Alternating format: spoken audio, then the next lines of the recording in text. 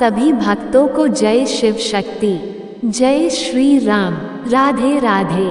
आज हम इस वीडियो में आपको 2025 वर्ष के आषाढ़ मास के गुप्त नवरात्रों के चौथे दिन की कथा के बारे में बात करेंगे। अगर वीडियो उपयोगी लगे तो लाइक और शेयर करें। पहली बार चैनल पर आए हैं तो सब्सक्राइब करना और बेल आइकन दबाना न भूलें। इससे आने वाले वीडियो की नोटिफिकेशन सही समय पर मिलेगी। अब हम मां भुवनेश्वरी देवी की कथा को शुरू करते हैं। गुप्त नवरात्रि के चौथे दिन 10 महाविद्या में से मां भुवनेश्वरी देवी की पूजा की जाती है।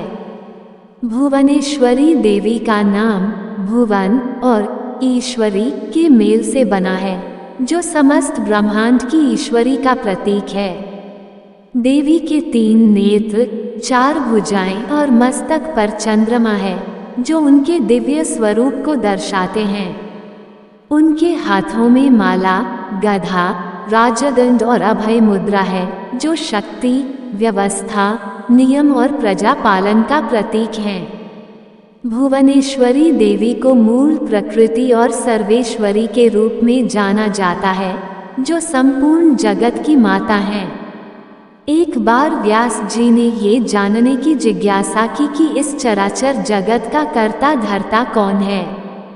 उन्होंने नारद जी से प्रश्न किया, जिसके उत्तर में नारद जी ने बताया कि उन्होंने भी इसी प्रश्न का उत्तर जानने के लिए ब्रह्मा जी से संपर्क किया था। ब्रह्मा जी ने बताया कि प्राचीन समय में जल प्रलय के बाद केवल 5 महाभूतों की उत्पत्ति हुई थी, जिसके कारण वे कमल से उत्पन्न हुए। उस समय चारों ओर केवल जल ही जल था और उन्हें ये भी ज्ञात नहीं था कि वे किस प्रकार प्रकट हुए तथा उनका निर्माण और पालन करने वाला कौन है। ये जानने के लिए ब्रह्मा जी ने दृढ़ निश्चय किया कि वह अपने कमल के आसन का मूल आधार देखेंगे। उन्होंने जल में उतरकर कमल के मूल को ढूंढने का प्रयास किया, लेकिन वह अपने आसन के मूल तक नहीं पहुंच पाए। उसी क्षण आकाशवाणी हुई कि उन्हें तपस्या करनी चाहिए। ब्रह्मा जी ने कमल के आसन पर बैठकर हजारों वर्षों तक तपस्या की। कुछ समय बाद उन्हें आकाशवाणी हुई कि सृजन करो, लेकिन वह ये समझ नहीं पाए कि क्या और कैसे सृजन करें। इस बीच मधु और कैटब नामक 2 महादैत्य उनके सामने उपस्थित हुए और युद्ध करने की इच्छा जताई। ब्रह्मा जी भयभीत हो गए और महासागर में जाकर अपने कमल आसन के नल का आश्रय लिया। वहां उन्होंने एक अद्भुत पुरुष को देखा, जो मेघ के समान श्याम वर्ण था और हाथों में शंकर, चक्र, गदा तथा पद्म धारण किए हुए था। ये श्री हरि विष्णु भगवान थे। उन्हें देखकर ब्रह्मा जी ने देवी की स्तुति की, जिनकी तपस्या में वह सदा लीन रहते थे। परिणाम स्वरूप भगवान विष्णु की योग माया उनके शरीर से बाहर आई, जो दिव्य अलंकारों से सजी हुई थी। जैसे ही योग माया प्रकट हुई, भगवान विष्णु जाग गए और उन्होंने 5000 वर्षों तक मधु और कैटब से युद्ध किया। इस लंबे युद्ध के दौरान भगवान विष्णु थक गए, क्योंकि वह अकेले ही लड़ रहे थे। अंततः उन्होंने अपनी अंतःकरण की शक्ति योग माया से सहायता की प्रार्थना की। देवी ने आश्वासन दिया कि वह दोनों दैत्यों को अपनी माया से मोहित कर देंगी। आदि शक्ति भवानी की माया से मोहित होकर दोनों दैत्य भाई भगवान विष्णु से वर मांगने लगे।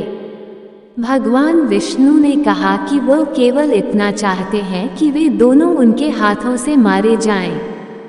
दैत्यों ने भगवान विष्णु से कहा कि उन्हें ऐसा स्थान चाहिए जहां न जल हो और न स्थल। भगवान विष्णु ने उन्हें अपनी जगह पर रखकर अपने चक्र से उनका मस्तक काट दिया। इस प्रकार भगवान विष्णु ने मधु और कैटब का वध किया, परंतु वह तो केवल निमित्त मात्र थे।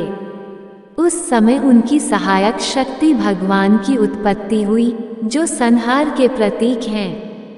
तब ब्रह्मा, विष्णु और शंकर जी ने देवी आदि शक्ति महामाया की स्तुति की। देवी ने प्रसन्न होकर ब्रह्मा जी को सृष्टि की रचना, विष्णु जी को पालन और शंकर जी को संहार का दायित्व सौंपा। ब्रह्मा जी ने देवी से प्रश्न किया कि चारों ओर केवल जल ही जल है, पंचतत्व आकाश, वायु, पृथ्वी, अग्नि, जल, गुण, तन मात्राएं और इंद्रियां कुछ भी प्राप्त नहीं। देवी ने मुस्कुराते हुए एक सुंदर विमान प्रस्तुत किया और तीनों देवताओं को विमान में बैठकर अद्भुत चमत्कार देखने का आग्रह किया। जैसे ही तीनों देव विमान पर बैठे, वह आकाश में उड़ने लगा और एक सागर के तट पर पहुंच गया। वहां का दृश्य अत्यंत मनोहर था, नाना प्रकार की पुष्प वाटिकाओं से सुसज्जित था।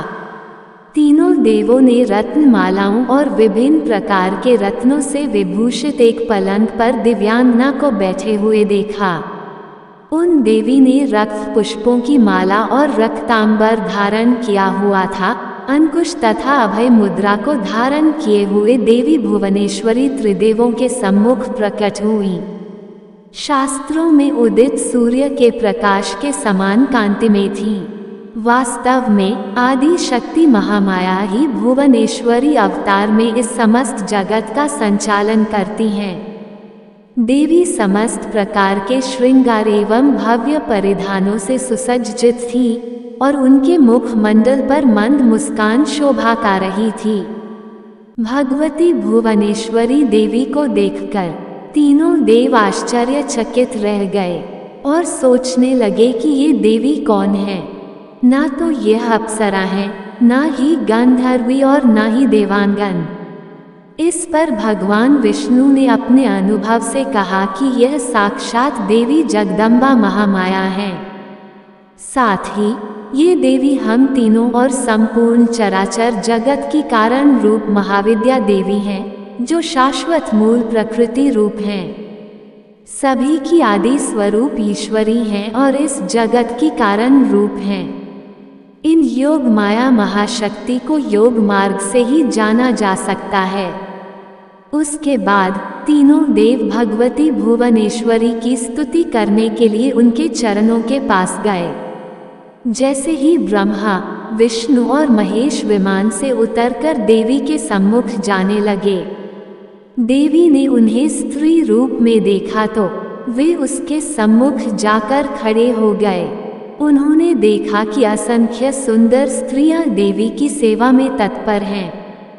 तीनों देवों ने देवी के चरण कमल के नख में संपूर्ण ब्रह्मांड को देखा, जिसमें समस्त देवता, ब्रह्मा, विष्णु, शिव, समुद्र, पर्वत, नदियां, अप्सराएं, वासु, अश्विनी कुमार, पशु, पक्षी, रक्षागण आदि सभी देवी के नख में प्रदर्शित हो रहे थे।